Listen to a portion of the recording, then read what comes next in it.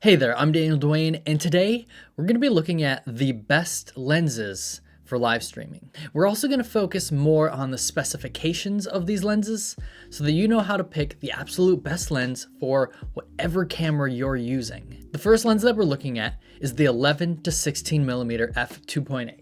I just so happen to have one right here. So yeah, let's just pop this baby on, see how it looks. And here we go. Wow, look at this. Look how wide we are.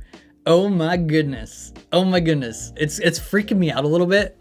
You can see too much. You can see the lights and all this stuff. So let me zoom in. Okay, so that's the 16 millimeter. So we started out at 11 millimeters. So that's how wide this lens can go. And this lens is super popular with live streamers because that really wide look, for some reason people love it. And you can do like the whole thing where you crop it on the top and bottom so you get almost like that movie aspect ratio. Another thing about this lens that I really like is the aperture. It has an f2.8 aperture. And that just means it's gonna let in a pretty good amount of light for those low light situations.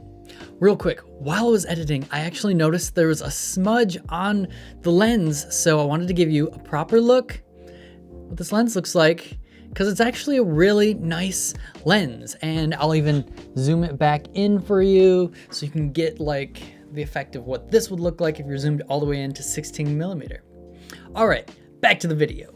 The next lens that we're gonna talk about is this little guy right here. It's not super little, but it's the Sigma 18 to 35 millimeter f 1.8. So, that 1.8 really gets me excited.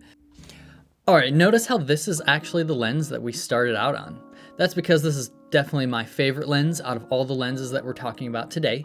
And I really like this lens for streaming because it gives me like that perfect kind of medium shot. And that's just the look that I personally like the most. What makes this lens so amazing is that f 1.8 aperture. Lets in so much light, and if you really want to like crank that down to 1.8, you can get a lot of depth of field. Right now I'm only at f3.2. Like I could really blur this background if I wanted to, even with this kind of, medium to wide lens. And right now we're at 18 millimeters, so you want to see what it looks like a little bit closer. Okay, I'm glad I got the right one. I thought I was gonna pull it out of focus. So, let me just move down like that. Okay, I can see myself now. All right, now that's really close. All right. Let's move on. Let's move on to the next lens. This is the 50 millimeter 1.8. See how tiny this guy is? So let's pop this on and see what this looks like. All right, guys, check this one out. Check this. Look at this. Look how nice this 50 millimeter 1.8 looks. This is a Canon lens, but whatever camera you have, guarantee they make a 50 mil. It's probably one of the most popular lenses out there. And oh my goodness, it just looks so good. Look at that. So let's just like role play a little bit. So this is me gaming. And yeah, like that's what it would look like. One thing to note is you do have to have your camera a bit farther away from your face. So see where I can't even reach it. Where before my camera was like my arm length, it's like 2 arms lengths away now. Okay, so let's look at another lens. Now this lens is gonna be more for events. This is a 70 to 200 millimeter. It's massive. Yeah, so let me just put this on and we'll see how far away I have to get from the camera. Okay guys, oh my goodness. Hold on. Just look at this. See how far, you can't exactly see how far away I am, but I'm at least like 6 feet away.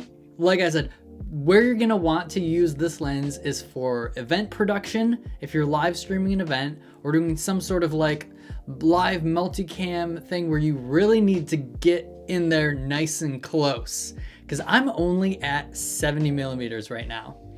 And 6 feet away, that's how close you're gonna be able to get. So imagine if I put it to 200 millimeters, like it would be like zoomed in right here. Why don't I just do it? I'm just gonna do it and show you guys real quick. Oh my goodness, this is way too close. Why? Why did I do this? Stop looking at me. You're gonna see my boogers. Okay, so this is like an awful way to show this lens, because you would never actually use this in live streaming like in your bedroom if you're a gamer, but there are other situations where this lens might be handy. Personally, I actually use this lens for movies. Recently, I put out a film, and this is a couple shots of what that looked like in the movie. If you want to watch the film, by the way, go to my website, danielduanetv.com. You can watch the whole thing. All right, I can't do it. This lens it's too much. It's too much. So those are all the lenses. But first, before you go, you have to know this final tip. You can use an adapter. So if there's a lens you really like, and they don't actually make it for your camera, chances are there's an adapter that can allow you to use that lens. And I use an adapter myself because I'm shooting on the Panasonic Lumix GH5, which has a Micro Four Thirds mount. But I really like the Canon mount lenses. Plus, if you get a speed booster adapter, what that does is it actually allows more light to come into your camera, giving you even more depth of field and a lower aperture than what the lens is actually capable of. So I can take my f1.8 and crank it down to f1.4. I'm pretty sure that's how low it goes. And oh my goodness, definitely one of the best decisions I ever made with buying lenses, period. All right, thanks for watching. If you enjoyed the video, definitely hit the like button and subscribe, because that's one easy way to support the channel. And I mean, what's the worst that could happen? More awesome videos show up in your subscription feed? Sounds like a pretty good deal to me. All right, I will see you guys next time.